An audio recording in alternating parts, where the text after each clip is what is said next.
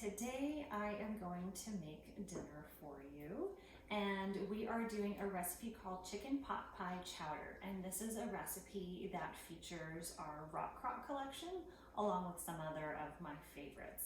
And so this is actually the first time I've made this recipe, so who knows what will happen. And this is also a recipe that has some ingredients that I can't eat, and so I'll be telling you what the substitutions are as we go along. And so the first thing we are going to do is heat up some oil, and actually I've also got our the ovens preheating to 400 degrees. And so we're preheating the oil in Pampered Chef's 4-quart Dutch oven rock crock. And I'm going to tell you a little bit more about the rock crocks while we're waiting things to warm up in just a little bit, but for right now we'll go ahead and get our oil heating up. And so we're going to get our veggies ready, and we're going to use an onion here, and I've already peeled the onion. And if you didn't know, a lot of places will actually sell you onions pre-peeled, so if that's something you really despise doing, that's a good thing to look into at your grocery store. Not all of them do it, but quite a few do. So we are going to go ahead and use the manual food processor, and this is one of my favorite products. And so what's so cool about it is it keeps your fingers away from the blades and it chops things up really well. I'm really great at cutting myself, and so as many tools as I can use to keep my fingers protected and away from the blades, I'm going to use them. So this one has a silicone ring on the bottom to keep it from going all over the place. You have a 3-tiered, there you go, you can see all 3 there, 3-tiered blade. It's on different levels, and that's going to help it mix while it chops.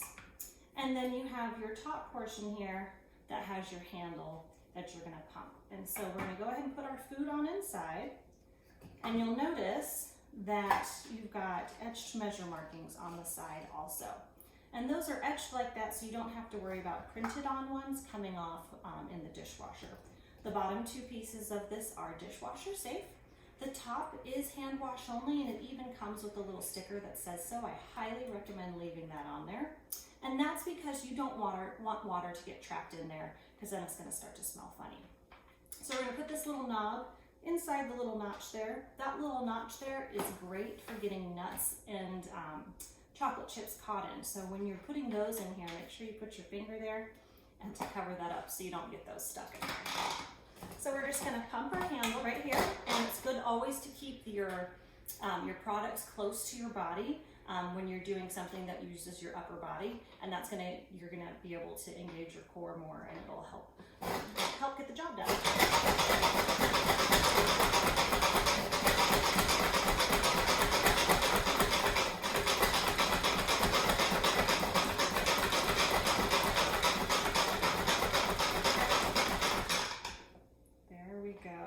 So we've got some awesome chopped onion here, and we're going to go ahead and get our mini mixing scraper. This was actually made to go with the manual food processor. It fits right in there around the blade.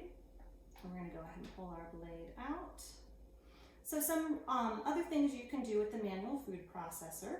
You can do single ingredients like onions, nuts, celery, apples, all sorts of things.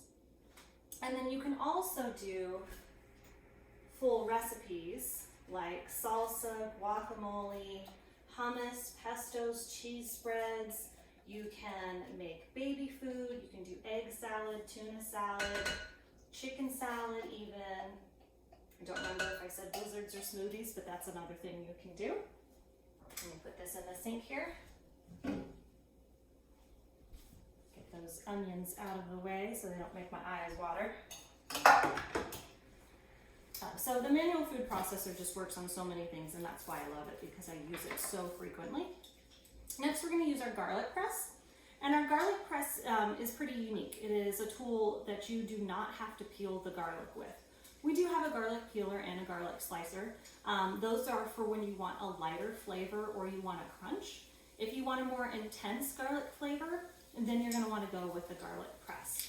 It comes with a little cleaning tool that attaches to the handle here. We're going to go ahead and put in our clove of garlic, and we're just going to push it right through just tool, scrape off all the good stuff, and then the cleaning tool is used to dig in and get that peel back out. Now I got one that was a little, actually it's several garlic cloves together. And so we'll go ahead and put another one in here. Just like that. There we go. I want to throw just one more in there because those were kind of skinny cloves of garlic. And there we go. I still think this is two cloves in one there.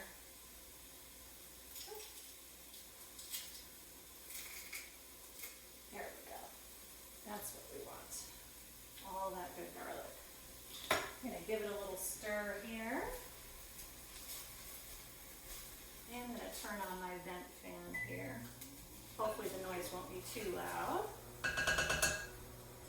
Something about this burner on my stove that always needs that vent on. Okay, so we've got our onion, we've chopped up, we've got our garlic.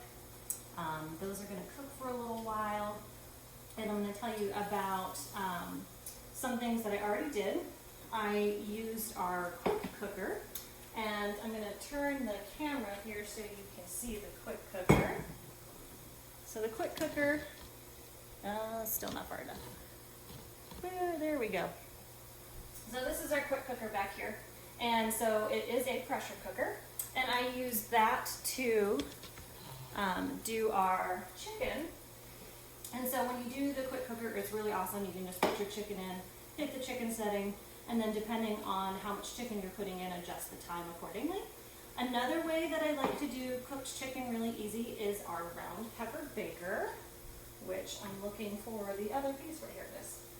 Our round covered baker. This is a smaller version of our deep covered baker.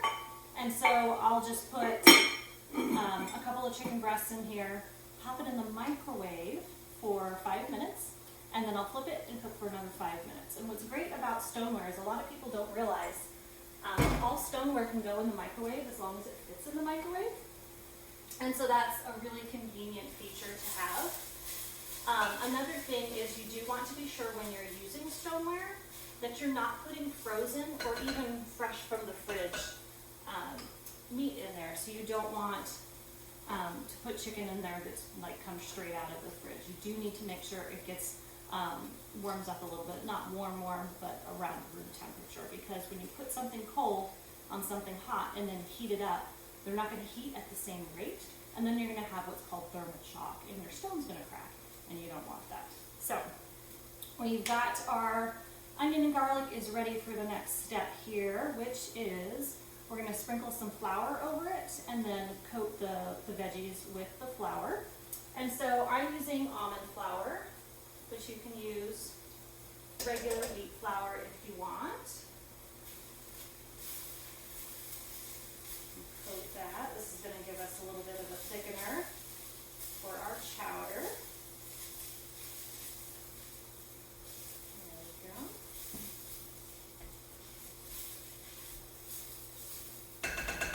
I've been gluten-free for close to 10 years now, and it's really not that hard to sub things out when you've got almond flour, coconut flour, other types of flour substitutes. And so it's a pretty easy thing to look at most Pampered Chef recipes and make it work for your family's diet or lifestyle or restrictions.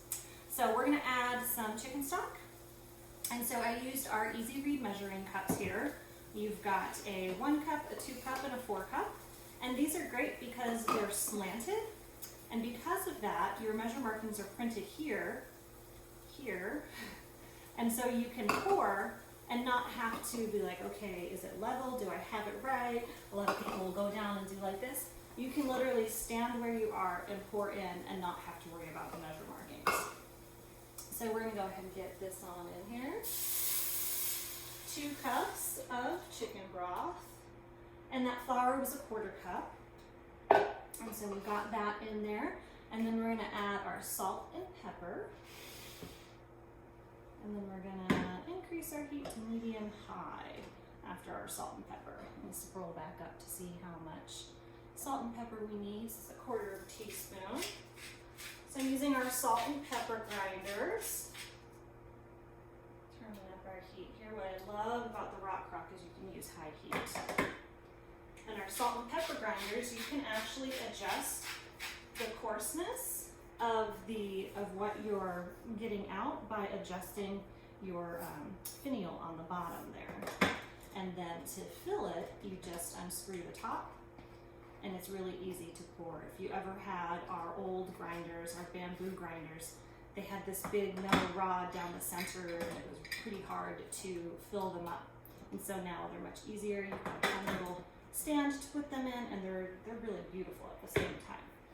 So I'm going to stir this over here, center my pot a little bit better. There we go. Some of the flour is already on the bottom there, I can feel, so I just want to get that stirred. And so I'm going to tell you just a little bit about some of the features of the rock crock once I check my recipe to make sure I've got this going. Okay, so we're bringing our mixture to a simmer for just a few minutes here.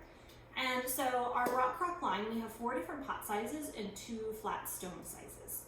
And so our smallest rock crock is a 2-quart casserole. And so that one is really good if you are just doing a couple of chicken breasts. That's one of the few rock crocks I don't have. And if I had that, I would definitely be doing my chicken breast in that instead of the round covered baker.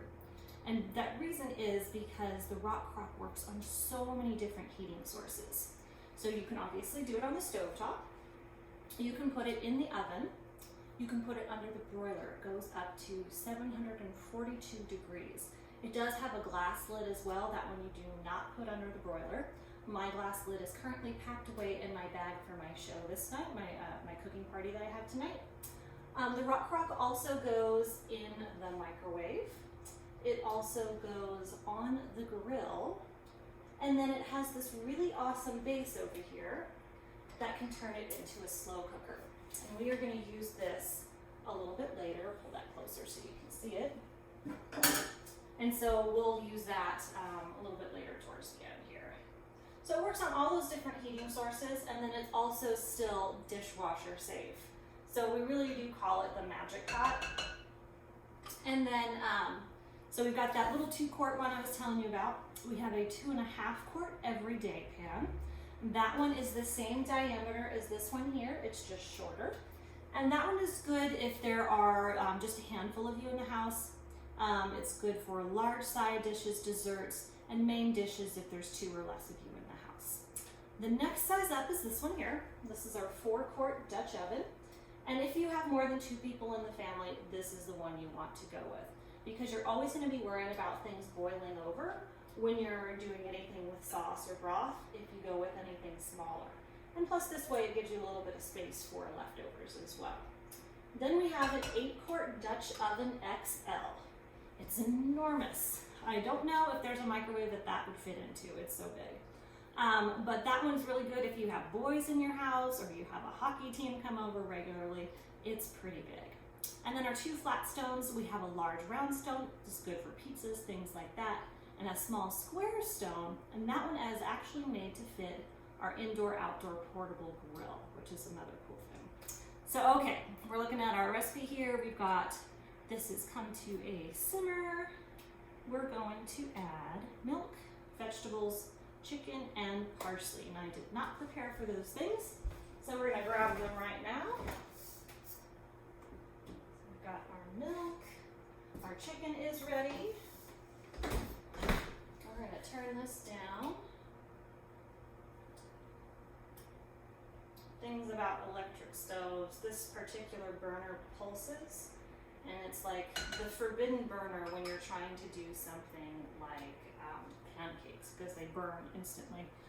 Okay, I said milk, vegetables, chicken, parsley.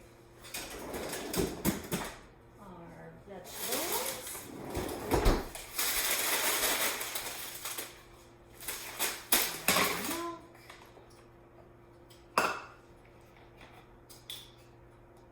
Do 2 cups of milk.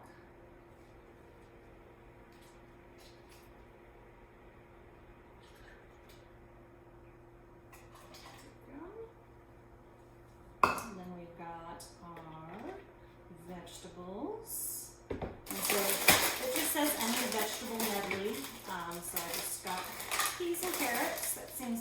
thing for a chowder. I think a really good one would be one with corn mixed in, but I can't have corn, so one of those other fun things: milk, vegetables, chicken, and parsley. So I'm just going to mix this around to break up that big chunk of frozen vegetables there and warm it up. There we go. You want to make sure you're scraping the bottom of the pan as well too, because that flour is getting down on the bottom, and you just want to make sure it's nice and mixed. I'm going to add our chicken. And like I said, I did the chicken in the pressure cooker, and then when it was done cooking, I took our salad scissors. So these are called the salad choppers, and you can kind of see they've got a double blade up on the top here and a scoop on the bottom. So they're called the salad choppers, but these very rarely touch anything green in my house. So these are almost exclusively my chicken scissors or my meat scissors. And so I just chopped them up. So you can scoop this way and chop. I like to flip it this way and chop downwards. So it has a little lock on the handle though, because it's spring loaded. So just be aware of that when you go to unlock it. Okay, got our milk, chicken, veggies, and we're gonna do our parsley now. And we're going to use our herb mill. Just put the milk back in the fridge. And our herb mill is really cool. I love using it. Something about it, I don't know, it's just a fun tool to use. So you have a little cap on the bottom here for when you're not using it. And the first thing you're gonna do with your herb mill is flip it upside down. And then you're gonna take your thumbs, put it on the white base, and push the base away from you while holding on to the clear part. It just pops off just like this. This center piece right here comes out so you can clean those gears really easily. And I like to use our dual-sided cleaning brush. And this one right here. And you just get in there, scrub them, turn as you're running water through. And so that just pops back right in there for use. And then you're gonna, this is actually the top of it, but we have it flipped upside down, remember? And you have this ceramic ball that you wanna make sure is in the bottom. And then because we're using this as an herb mill and it's going to grate our herbs, you don't even need to worry about pulling things off the stem. Now we do have an herb stripper buried somewhere in my drawer. Let me look for it for just a second here. There it is, hidden under the jar opener. So you can use the herb stripper to actually get all of it off if you're really OCD, but when you're using the herb mill, you really don't need to. But this one is great for kale. It has different size holes, and this large one on the end here is perfect for kale. But so we want about 1/4 cup of, is it half a cup? Half a cup. Half a cup of parsley. And so we're just gonna get all this in here. And like I said, no need to hold the stems on, just rip it off in whole big bunches. And so then you're gonna flip it over. And your ball you want to have on top. If it moves, you just hop it right back up. And then you're just gonna turn your little knob here. It's like a music box. I think maybe that's why I like it, I don't know. Reminds me of the music box my dad got me when I was little ballerina. Actually, I wanna say I had one with Sleeping Beauty that danced, or Cinderella. I think my sister had Sleeping Beauty and I had Cinderella. I don't know. So we're gonna do just a little bit more because that was probably close to 1/4 cup. And then I'm gonna grate some on the mat here so you can see what it looks like, since you can't see inside the pot, but it looks so good. And it really looks like an amazing chowder in there. I don't get to have chowder very much because I can't have wheat flour, and most chowders have that. And I don't eat out very much. Okay.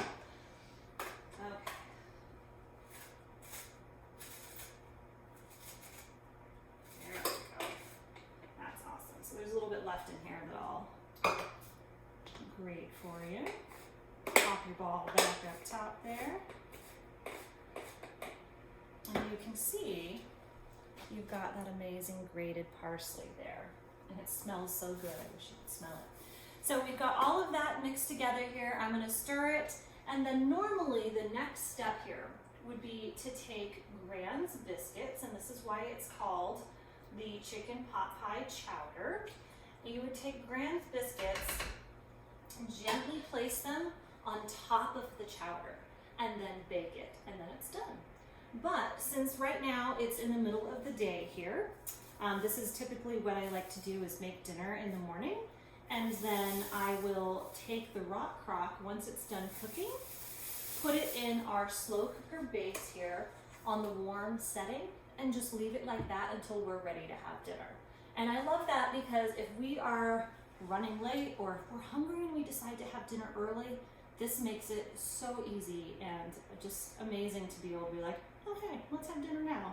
Or, oh my gosh, we're running late with homework and after school activities and we need to eat before we go to the next after school activity. Oh wait, dinner's done, let's just eat. Or if you need to push it back till even later in the day. The quick cooker is another one that's amazing like that. It has a delay setting, so you can start it after you've left for work. It'll automatically do that. And then it also has a keep warm setting, so when it's done cooking, it goes into that right away, and you don't have to worry about dinner burning if you do get home late. So that's the recipe I have for you, the chicken pot pie chowder. And I'm gonna, like I said, I'm gonna go ahead and put this in the oven just without the biscuits because I can't have those. I will make the biscuits for my kids and they can have them separately. But this is just such a really good recipe. I'm so excited to try it tonight. Bye-bye.